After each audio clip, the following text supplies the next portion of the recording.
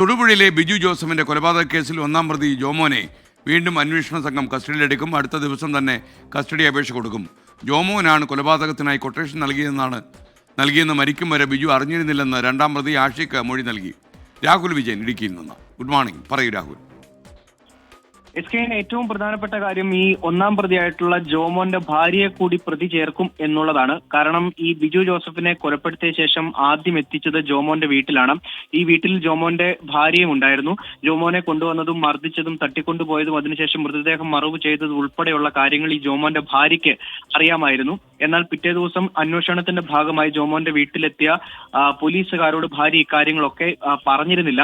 അതുകൊണ്ട് തന്നെ ഈ വിഷയങ്ങൾ മറച്ചുവെച്ചതിനും അതുപോലെ തന്നെ കുറ്റകരമായിട്ടുള്ള കാര്യങ്ങളാണ് ചെയ്തതെന്ന് ബോധ്യപ്പെട്ടതിന്റെ അടിസ്ഥാനത്തിലാണ് ജോമോന്റെ ഭാര്യയെ കൂടി പ്രതി ചേർക്കാൻ തീരുമാനിച്ചിരിക്കുന്നത്. അതിന്റെ അടിസ്ഥാനത്തിലാണ് അതിന് മുന്നോടിയായി ഈ പ്രതി ചേർക്കുന്നതിന് മുന്നോടിയായി ജോമോനെ വീണ്ടും കസ്റ്റഡിയിൽ മേടിക്കാൻ പോലീസ് തീരുമാനിച്ചിരിക്കുന്നത്.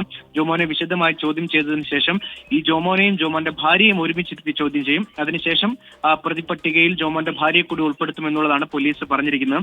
മറ്റൊരു പ്രധാനപ്പെട്ട കാര്യം, ഈ രണ്ടാം പ്രതിയായിട്ടുള്ള ആഷിഖ് ജോൺസന്റെ മൊഴിയുടെ കൂടുതൽ വിശദാംശങ്ങൾ പുറത്തേക്ക് വന്നിട്ടുണ്ട്.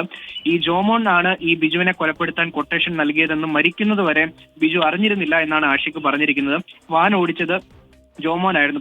പക്ഷേ മാസ്ക് ധരിച്ചാണ് ജോമോൻ ഇരുന്നത്. മാത്രമല്ല ഈ ജോമോൻ ആ വാഹനത്തിൽ ഇരുന്ന് സംസാരിച്ച് ശബ്ദം മാറ്റിയാണ് എന്നതടക്കമുള്ള കാര്യങ്ങൾ പറഞ്ഞിരുന്നു. തന്റെ പ്രിയപ്പെട്ട സുഹൃത്തായിരുന്ന ഒരാൾ കൊട്ടേഷൻ നൽകി ഇങ്ങനെ ഒരു കൊലപാതകം നടത്തുമെന്ന് ഒരു പക്ഷേ ബിജു വിചാരിച്ചിട്ടുണ്ടായിരുന്നില്ല എന്ന് വേണം ഈ ഒരു മൊഴിയുടെ വിശദാംശങ്ങൾ പുറത്തു വരുമ്പോൾ കൂടി നമുക്ക് മനസ്സിലാക്കാൻ കഴിയും. എന്തായാലും ഈ കേസുമായി ബന്ധപ്പെട്ട് കൂടുതൽ കാര്യങ്ങളുമായി തൊടുപുഴ പോലീസ് മുന്നോട്ട് പോവുകയാണ്. Okay, thank you.